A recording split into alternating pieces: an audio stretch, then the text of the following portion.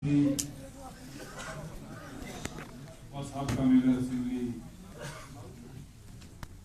रजौरी जनाब चौधरी कमर हुसैन साहब, तो ये फोन पकड़ो। हमारे गाँव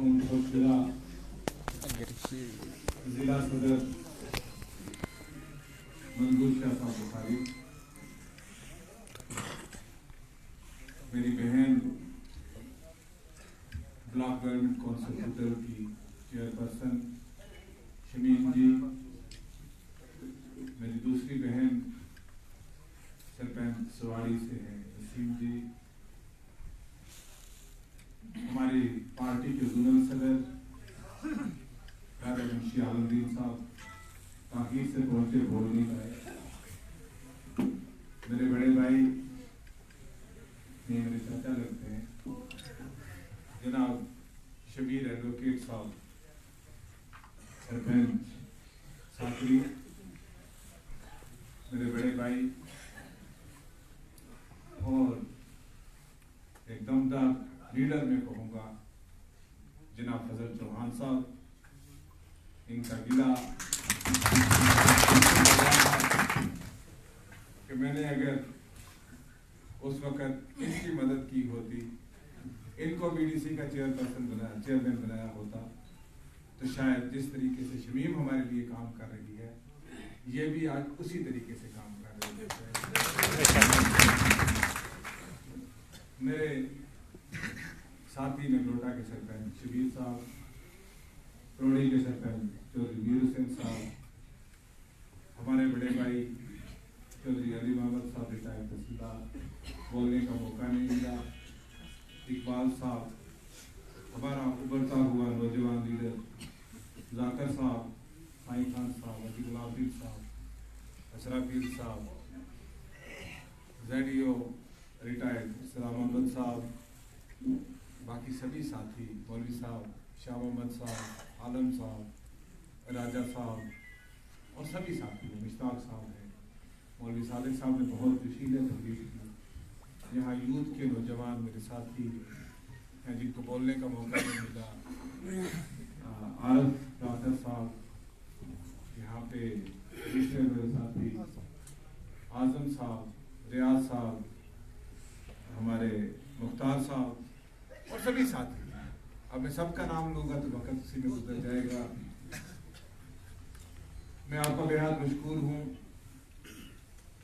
कि आप इतनी बड़ी तादाद में आज यहाँ पे मीटिंग के लिए आए। हमने कोई जलसा नहीं रखा था यहाँ पे, ये तो एक मीटिंग थी छोटी सी, और सिर्फ हमने चीदा वर्करों को बुलाया था।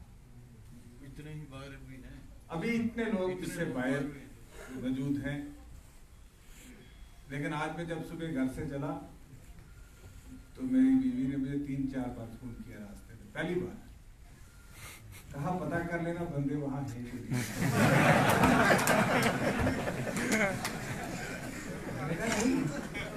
इसमें तुमने आज तक मुझे नहीं पूछा पिछले 20 सालों में, आज तुझे बंदों की क्यों फिक्र होती? मेरा एतमाद हो गया, तेरा अगर है तो आगे आप नहीं लेना है। आप लोगों ने हमेशा बहुत प्यार, ठीक है, जैसे कमर साहब ने भी कहा और कुछ साथियों ने कहा कि इतना झटका लगना जरूरी है, क्योंकि हमने हमेशा ही, मेरे बाप से लेके आज तक हमने हमेशा एक साथ गोई की और ईमानदारी की सियासत। हम जाते थे वोट मांगने, हमेशा गए, आप लोगों से वोट मांगे, आप लोगों ने वोट दिलवाए, जाते थे लोगों के पास, गांव में मीटिंग करते थे, 10 लोग आते थे, 50 आते थे, 100 आते थे, अपनी बात करते थे और चले जाते थे। उसके बाद दूसरे साथी आते थे, कोई एनसी का आता था, कोई कांग्रेस का आता था, कोई बीजेपी का आता था, वो भी अपनी बात करता था, चला जाता था। इस बार तो मैं अगर हकीकत कहूं, एक तो मैं बकौली वालों के धोखे से पाया गया। मैं ये सोचता रहा कि बकौरी में मैंने स्टेडियम बनाया, बकौरी में मैंने ईदगाह के लिए जगह दी, बकौरी में मैंने कॉलेज बनाया, बकौरी में हमने ITI बनाया, बकौरी पार्कों पे हमने करोड़ों रुपए खर्चे, बकौरी में लोगों को 3 रुपए और 2 रुपए, जहाँ 10 किलो चावल के लिए लोग तड़पते थे, 3 रुपए किलो 2 रुपए किलो हर घर में राशन मिलता है। सारे डिस्ट्रिक्ट में एक एजिटेशन हुई, कोटरंका को मैंने एडिशनल DC दिया। इतना कुछ करने के बावजूद उस कॉन्स्टिट्यूंसी में मैंने मेडिकल कॉलेज तक, प्राइमरी स्कूल से लेकर मेडिकल कॉलेज तक बनाया। फिर मैंने यही सोचा कि लोग गिटा पर मट्टा देख के मैंने लोगों की दनाई पे, इलेक्शन जीतना तो मुझे आता था, मैं इलेक्शन जीत भी जाता, लेकिन मैंने लोगों पे अपने कामों का एतबार, जो मुझे कामों का एतबार अपने आप पे था कि मैंने इतने काम किए हैं, लोग मेरे में और दूसरे कैंडिडेट में मवाजना तो करेंगे। और तो ख्वाबों के सौदागर हैं, वो तो अभी लोगों को ख्वाब बेचते हैं, लेकिन हमने ख्वाबों की ताबीर करके जमीन पे दिखाया। कौन सा गांव है जिस गांव में बिजली नहीं? कौन सा घर है जिस घर में बिजली नहीं? आप रात को सड़क पे घूमो तो आपको जनाब हमारा पीर पंचाल की जो दामन में आबादी है और उस आबादी का जो आखिरी घर है, उस घर में भी आपको बिजली टमटमाती हुई नजर आए। आप किसी पहाड़ी पे खड़े हो जाओ, आज तो कहते हैं सरकार ने काम नहीं किए, हम कुछ काम नहीं किए, बिल्कुल नहीं, मैं भी मानता हूं नहीं, लेकिन आप जमीन तो देखो ना। वो कहते हैं किस्सा है जमीन बरसरे जमीन। अब किसी को कुछ ना कुछ तो कहना ही है, वो कहेगा। मुझे किसी ने कहा जनाब वो आपकी बड़ी मुखालफत करता, मैंने कहा क्या तवक्को रखते हो मेरी तारीफ करे? उसको तो मेरी मुखालफत करनी है, लेकिन समझने वालों को समझना चाहिए। किसी को इक्तदार की हवस होगी, किसी के 30 साल के ख्वाब हो सकते हैं MLA बनने के, वो बने, लेकिन बने जज्बा अवाम का जो हमदर्दियां हैं उस जज्बे के साथ। ख्वाबों की ताबीर, अपनी ख्वाबों की ताबीर पूरे करने के लिए नहीं बन सकते, वरना लोग बनने देंगे। हमें लोगों के दर्द के लिए बनना। मैंने जब सियासत शुरू की, मैं 14 घंटे पैदल इस कॉन्स्टिट्यूंसी में पैदल चलता रहा।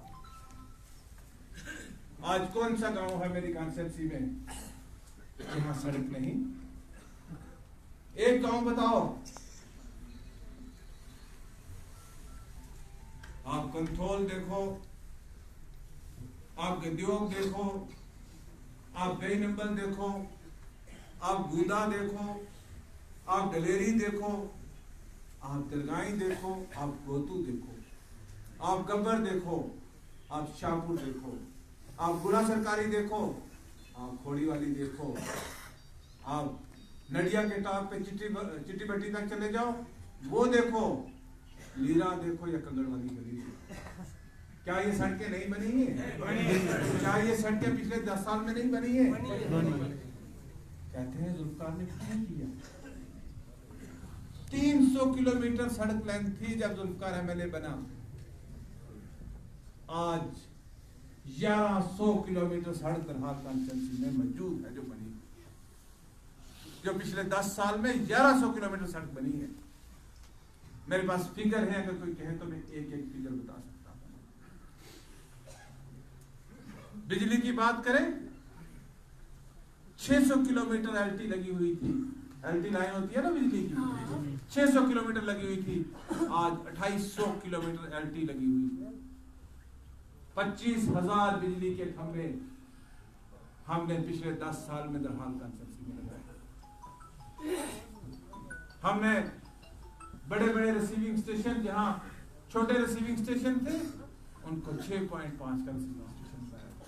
चाहे वो कोटरंग का हो, चाहे वो प्रोड़ी हो, नया रिसीविंग स्टेशन क्रिएट किया। चौकिया में नया रिसीविंग स्टेशन क्रिएट किया। नडिया में नया रिसीविंग स्टेशन क्रिएट किया। दरहाल में स्टेशन को बढ़ाया, अपग्रेड किया।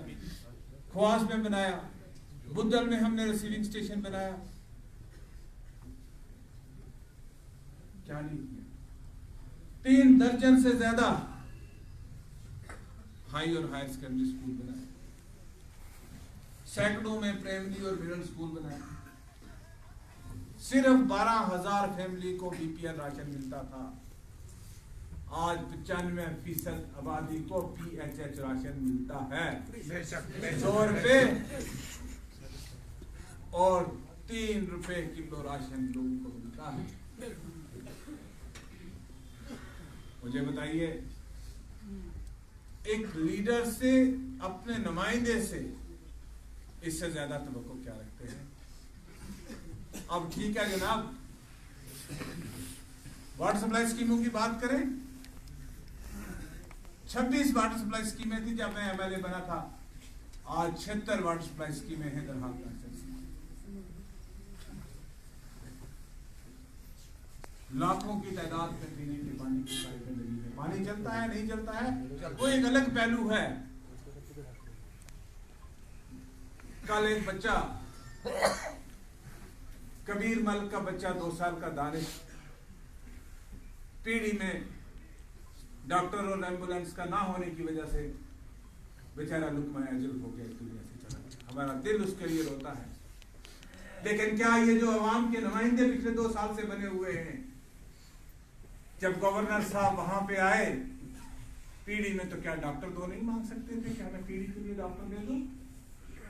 क्या पीढ़ी के लिए एम्बुलेंस नहीं ले सकते थे कि उस गरीब का बच्चा वहां पे कल तड़प तड़प के जान ना देता? ये नुमाइंदे हैं। और यहाँ की एडमिनिस्ट्रेशन। हम इलेक्शन की क्या बात करें? मेरा इलेक्शन तो जीआरएस के साथ था। उन जीआरएस के साथ मेरा इलेक्शन था जो मैंने अपने हाथों से, और जिनके लिए आज भी कुछ अफसर बेचारे जो हैं वो चक्की में पिस रहे। ठीक कहते हैं फजल चौहान साहब कि मैंने शायद अपनी नरम पॉलिसी, आज मेरे साथ जो लोग हैं वो छाननी में छन के हैं मेरे साथ। बड़े दिनों से मैं एक बात सुन रहा हूं, ठेकेदारी निजाम, ठेकेदारी निजाम, ठेकेदारी निजाम। हमने ठेकेदारी निजाम का खात्मा करना है। अरे उनको क्यों जलील करते हो जिनको साथ में बिठा के ठेकेदारी निजाम की बात। मेरा बड़ा अजीज था कंथोल का बेचारा सरपंच महबूब, अजीज है मेरा भाई, है मेरा। उसको साथ बिठाते हैं क्योंकि मैंने पिछले 10 साल तो उसी के जरिए काम किए हैं। उसने ठेकेदारी की तो उससे पूछो, लेकिन उसको जलील क्यों करते हो?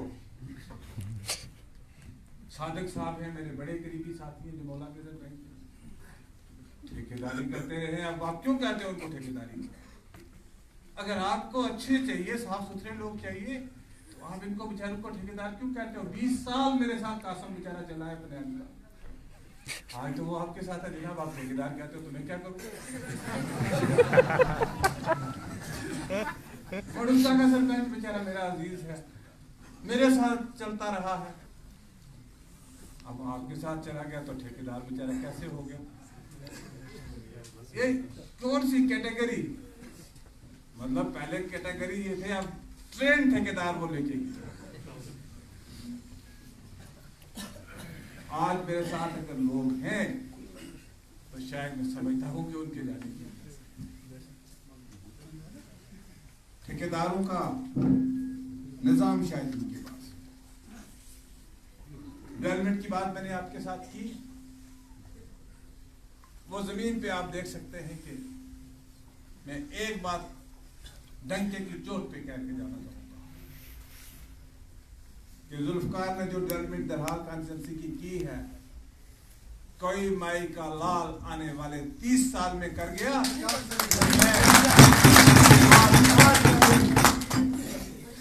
आज का दिन याद रखना और सुनने वाले वो भी सुन लें कि अगर 30 साल लगातार काम करोगे तो इतने डेवलपमेंट तुम नहीं कर पाओगे। बेशक मुझे पता है डेवलपमेंट कैसे होती है। बाहर से तो इंसान बड़े अच्छे ढोल बजाता है, लेकिन अंदर जाके पता चलता है काम कैसे होता है। मुझ पे इल्जाम कि मैंने अपनी बीवी को मैदान में नहीं उतारा, ये भी बड़ा इल्जाम है। अल्हम्दुलिल्लाह मैं मुसलमान, मुझे इस चीज का फख्र हासिल है कि मैं नबी सल्लल्लाहु अलैहि वसल्लम का उम्मती हूं और कुछ हदूद अल्लाह तबारक तआला की जात ने कुरान करीम में और हदीस में फरमाई है। नबी सल्लल्लाहु अलैहि वसल्लम ने हमें उन हदूद को पास करके अगर लाख इक़्तिदार मिले तो हम उस इक़्तिदार को जूते मारें। पहले भी मुझ पे ऐसे इल्जाम लगते रहे हैं, बात करते रहे, लेकिन दुनिया आर्जी चीज है। कुरान करीम में है कि ये दुनियावी जिंदगी जो है ये धोखे का मामला, ये कुरान करीम की सूरत निसा में है। इस धोखे के माल के लिए हम अपनी आकबत को तबाह नहीं कर सकते। अगर ये इल्जाम मुझ पे है तो है, इसको अगर आप गलत समझेंगे तो गलत समझेंगे, लेकिन ये मेरे अपने ज़मीर की बात है। जो मैं जिक्र कर सकता हूँ करता हूँ, नहीं कर सकता नहीं कर सकता, लेकिन मैं अपने दीन से बाहर नहीं जा सकता। एडमिनिस्ट्रेशन जनाब, यहां तो क्या बात करें। पिछले 2 साल से जब से यहां चुनी हुई सरकार गई है, जब से यहां से चुनी हुई सरकार गई है, उस वक्त से लेके आज तक मुहासबा होना चाहिए, तहकीकात होनी चाहिए। ये जो ब्यूरोक्रेसी और अफसरशाही निजाम यहां पे चलता है, इस अफसरशाही निजाम ने अवाम का बेड़ा गर्क कर दिया। बेशक आज अवाम की बात कोई नहीं सुनता। बकौरी में एक अफसर बैठता है जिसने पिछले 8 महीने से दरवाजा नहीं खोला और लोगों से नहीं मिला। लोगों की दरखास्त तक को मार्क नहीं किया जाता। गवर्नर साहब, आप तो कहते हैं कि आप एक साफ सुथरी शफाफ इंतजामिया लोगों को फराहम कर रहे हैं। जनाब प्रधानमंत्री साहब, आप तो दिल्ली से, होम मिनिस्टर साहब आप तो दिल्ली से कहते हैं कि यहाँ पे करप्ट निजाम था। हमने निजाम का सफाया कर दिया, हमने साफ सुथरा निजाम लाया है। जनाब प्राइम मिनिस्टर साहब, गवर्नर साहब और नीचे तक की जितनी उनकी एडमिनिस्ट्रेशन है, क्या शफाफियत है। प्रधानमंत्री के जो PMAY का केस मिलता है उसमें भी 30,000 रुपया लोगों से करप्शन ली जाती है। प्रधानमंत्री साहब, आप लोगों की करप्शन की बात करते हैं। 4,000 रुपया तनख्वाह लेने वाला मुलाजिम पोकलैंड मशीनें रखता है, वो कहां से आती है। प्रधानमंत्री साहब, गवर्नर साहब, हम सब एहतसाब के लिए तैयार हैं, सबका एहतसाब होना चाहिए, लेकिन क्या जो नरेगा में मजदूर की मजदूरी का पैसा आता है उसमें से वेंडर्स कितने ले जाते हैं, और वो वेंडर कौन है जरा हिम्मत है तो उन वेंडर्स के नाम पब्लिक उस पे डोमेन में डालिए, लोगों को पता लग जाए कितने GRSU की बीवियां जो है वो आपकी वेंडर्स हैं। 80 लाख 84 लाख एक GRS की बीवी के नाम निकलते हैं। जनाब आपका वीडियो दफ्तर कोटरंगा में एक दलाली का अड्डा बन गया है, वहां सिर्फ दलाली की जाती है। दुरुस्त बात है। और लोगों को यह कहा जाता है, हमने भी इक़्तिदार देखा है, हमने भी पावर देखी है, लेकिन जिस तरीके से वो अब बहनें बैठी है यहाँ पे, मैं बात नहीं कहना पसंद, वो तो जैसे कौन सी दुकान होगी जिस दुकान से सब दलालियां होती हैं और वहां कोई अफसर बैठाया जो बिल्कुल ना कहा लोकल है, हमें उनका रिगार्ड है बहुत, लेकिन डीसी साहब आपको ग्राउंड देखने की जरूरत है। हमें इससे गरज नहीं क्या हुआ क्या नहीं हुआ, लेकिन इतनी बात जरूर है कि लोगों को इलेक्शन में ब्लैकमेल चंद सरपंचों ने और GRSU ने लोगों को ब्लैकमेल जरूर किया कि हम आपके PMAY की दूसरी किस्त नहीं डालेंगे अगर आप हम आपके अकाउंट में नरेगा की पेमेंट नहीं डालेंगे अगर आप वोट नहीं दोगे। एक जगह में गया था, वहां लोग आए, उन्होंने कहा जनाब हमें तो हमारा डीलर कहता है जिसको मैंने अपने हाथों से बनाया कि हूं थारो BPL कार्ड छोड़ूंगा अगर तो उन्हें वोट उसका अच्छी बात है। जितने GRS लगाए उतने मेरे खिलाफ, जितने डीलर मेरे बनाए उतने मेरे। अब मैंने सोचा बना तो काम नहीं करूंगा, क्योंकि जिसका काम करता हूं वही दुश्मन करता है।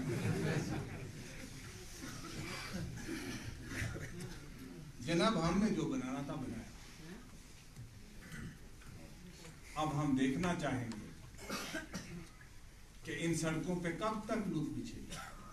आपको हमारी बनी हुई सड़कों में खड्डे जरूर दिखे। आप लोगों ने कैंपेन की मेरे खिलाफ, सड़कें जुल्फकार की बनी थी उन पे जाके कैंपेन। अगर जुल्फकार ने सड़कें ना बनाई होती तो तुम खा नहीं पहुंचते, तुम जमोला नहीं पहुंचते, तुम्हें दिन लगता, तुम बगालाकोट नहीं पहुंचते। मैंने 15 करोड़ रुपए खर्च के वहां से सड़क बनाई। अब मेहरबानी करो, बड़ा बदनाम कर लिया हमें, जनाब खड्डे हैं खड्डे हैं खड्डे हैं। अब हमें भी एक डेडलाइन दे दो कि हम कब आज, जब खड्डे नहीं होंगे हम भी क्योंकि अब तो तुम जीत गए हो, अब तो जिम्मेदारी हमारी नहीं है, हमारी जिम्मेदारी है, अब तो जिम्मेदारी उनकी है जो जीते हैं। हमें बता दें, मार्च तक इंतजार करें, अप्रैल तक इंतजार करें, ये खड्डे खत्म हो जाए कम से कम। हमने लगा दिया, अब खड्डे आप बर्बाद दीजिए। मेरे अजीज, आप 2 बिजली के खंभे पर फोटो लेके चढ़ाना चाहते हो, फेसबुक पे बड़ा अच्छा लगा मुझे, लेकिन मैं अपने अजीज को कहूंगा कि मेडिकल कॉलेज का फोटो लेके भी चढ़ाओ, वो भी अच्छा लगेगा।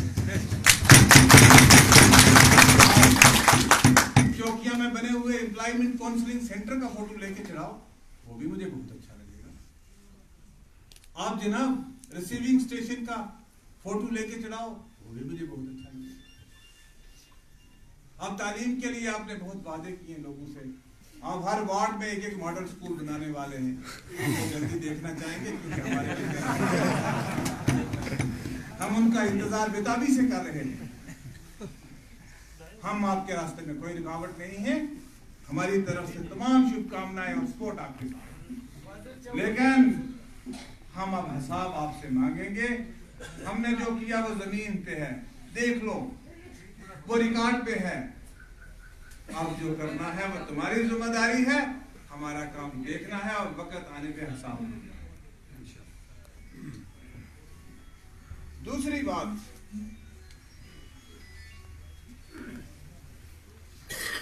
कहा जनाब मेरे दरवाजे पे आके बड़े नारे लगाए, तख्त बदल दिया, ताज बदल दिया, 70 साल का राज। मुझे अच्छा लगे कि एक गरीब का बच्चा उठ के जुल्फकार के खिलाफ बगावत करे, तो मुझे बहुत अच्छा लगेगा, क्योंकि उसने शायद वो गुर्बत और वो पसमानदगी और वो हालात देखे होंगे जिससे शायद जुल्फकार वाकफ ना हो। लेकिन मेरा बेटा उठ के क्या कहेगा, तख्त बदलेगा। जो बच्चा मेरे घर में पैदा होता है, जो बच्चा मेरे घर में पलता है, परवरिश पाता है और इस मुकाम तक पहुंचता है, डीडीसी तक तो हमने ही पहुंचाया था ना। और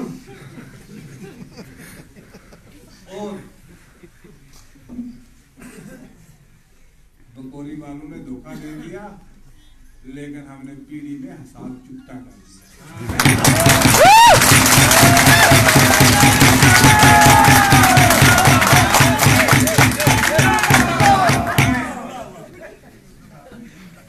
हमें ताने मारने से पहले अपना हाल हिसाब तो देख लेते। हमने 2 सीटें लड़ी, एक जीते एक हारे। तीसरी सीट हमने टेक्निकली जिसको लड़ाया उसको जिताया और डंके की चोट पर जिताया। किसी से नहीं कहा चुप के वोट डालो। एक एक बंदे ने चौधरी मीर हुसैन से लेके फजल चौहान से लेके मंजूर शाह बुखारी साहब तक, सलाम अहमद साहब तक, हर वर्कर ने मेरी बात पे मेरी इज्जत का ख्याल रखा। मैं आपको मुबारकबाद ने गैरत का तकाजा किया और मैं आपका जितना आसान मानूं उतना कम है, क्योंकि जो मेरे साथ हुआ उसका बदला आपने 22 को ही पूरा करना। और की सीटों पे दरहाल कॉन्स्टिट्यूंसी की 3 सीटों पे हम जीते। एक बात मैं और आपको कहना, एक बात मैं कहना चाहूंगा, बड़ी कस्में खा के बोला था ना ज़ियारत पे, हम बीजेपी के नहीं हैं, वो अपनी पार्टी वाले बीजेपी की नाजायज औलाद है, यही बोला था ना। बिल्कुल बिल्कुल यही अल्फाज थे ना। तो फिर बीजेपी के पॉकेट के वोट किसको मिले जनाब? बीजेपी का एक एक वोट किसको मिला? इसको अब खामोश कीजिए। बीजेपी का एक एक वोट किस पॉकेट में था? जिस जिस पॉकेट में बीजेपी का है डाटा मौजूद है, देख लीजिए निकाल के वो किसको मिला है। बीजेपी का एक एक वोट उनको मिला। इसका मतलब कि आप तो आरएसएस जीआरएस आरएसएस और जीआरएस का कॉम्बिनेशन आपका चल रहा है। लेकिन एक बात मैं एडमिनिस्ट्रेशन को ये वार्निंग देता हूं कि हम अपने लोगों के साथ नाइंसाफी नहीं हो।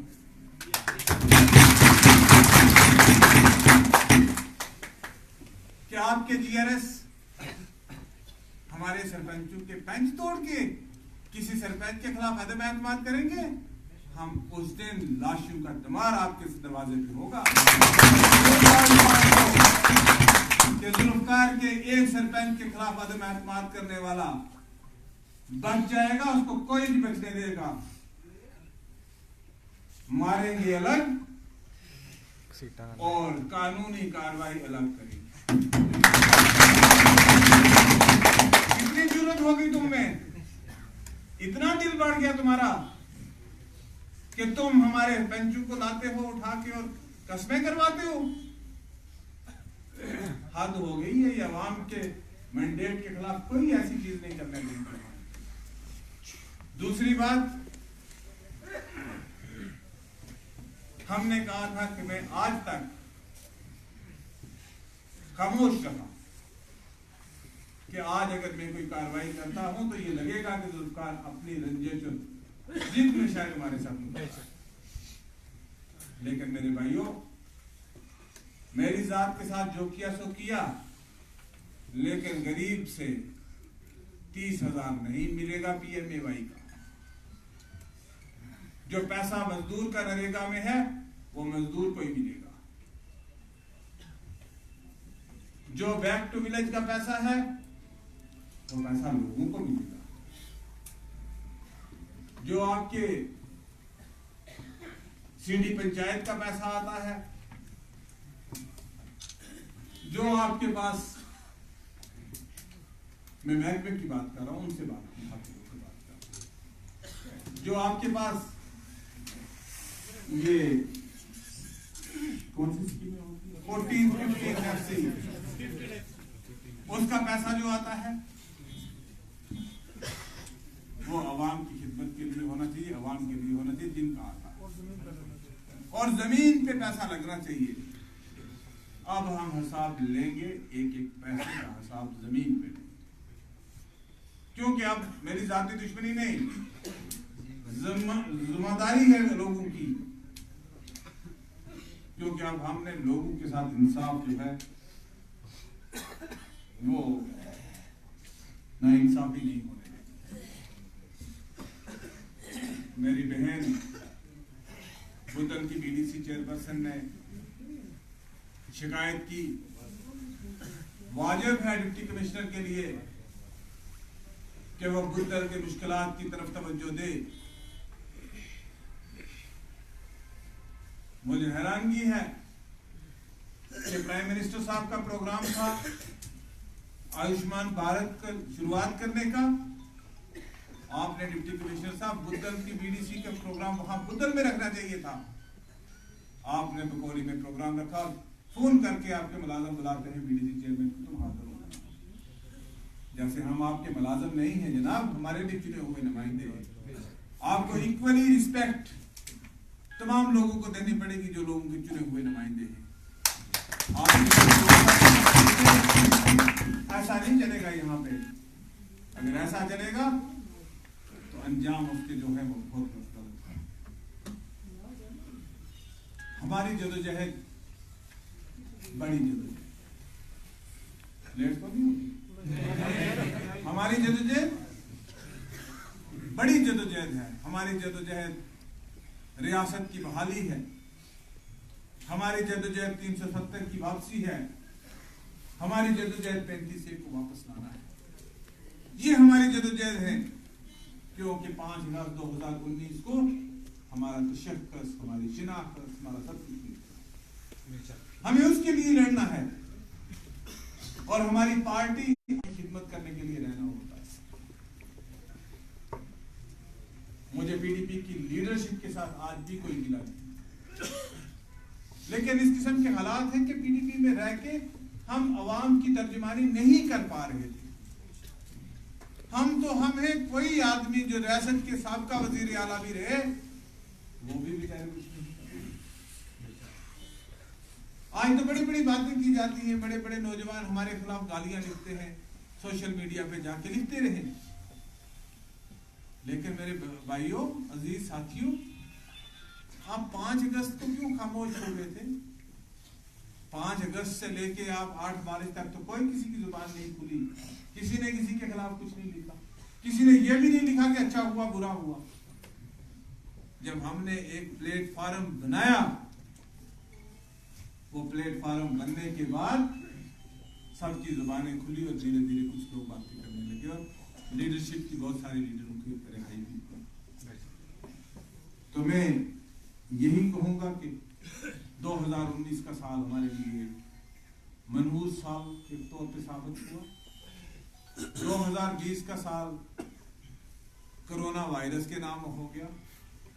हम उम्मीद रखते हैं कि ये नए साल की शुरुआत है। अल्लाह तबारक तआला ये नया साल हम सबके लिए खुशियों वाला साल।